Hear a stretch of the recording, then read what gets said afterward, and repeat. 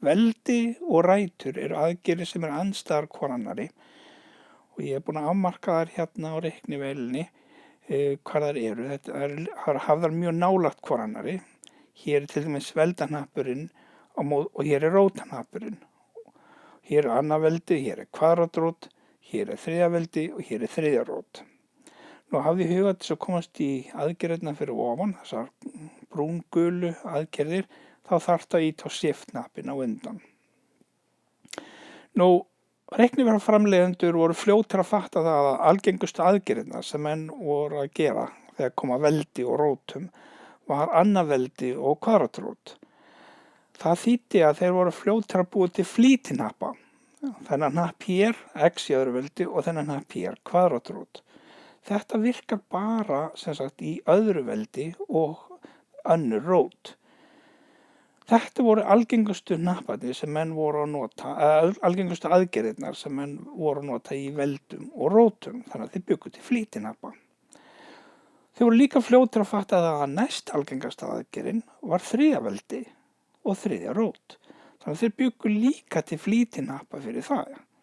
Það er aðgerðir, en hafði í huga þessi flýtihnapar, þeir virka ekki nema á annað veldi og þriðja veldi og kvadratrót og þriðju rót. Þeir hnappar sem virka á öll veldi og allar rætur eru þessi hnappur hér. X-ið hérna með kassanum og svo rótahnappurinn með dökkum kassa fyrir ofan og ljósum kassa hérna fyrir neðan.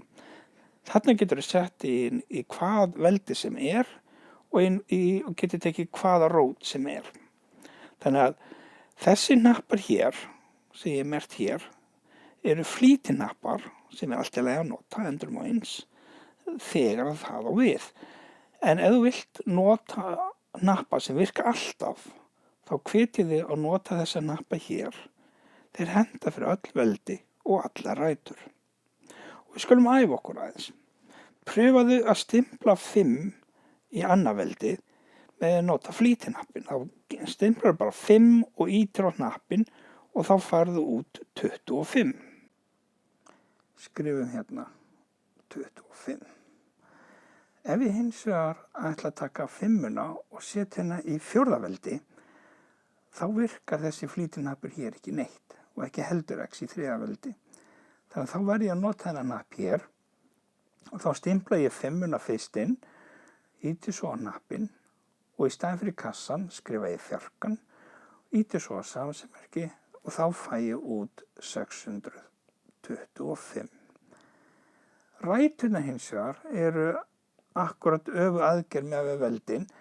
Kvadratrót er öfu við annað veldi og ég gæti, til að taka kvadratrótina 25, þá hef ég 2 leiðir. Ég get ýtt á þennan hnapp hér sem er mjög þægilegt og þá fæ ég þessa rótamerki með kassa og í staðinn fyrir kassan skrifa ég 25 og ýt svo samansemmerki og þá fæ ég út töluna 5.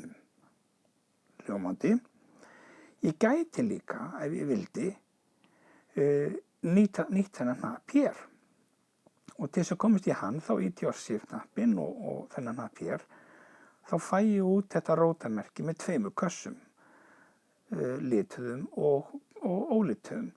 Og í litakassan kemur rótin, það sé að önnur rót og svo noti ég örvanhappana bara til að fara á milli og í staðinn fyrir ljósakassan þá kemur 25, svo ýti ég á samansemmerki og ég fæ líka út 5-una.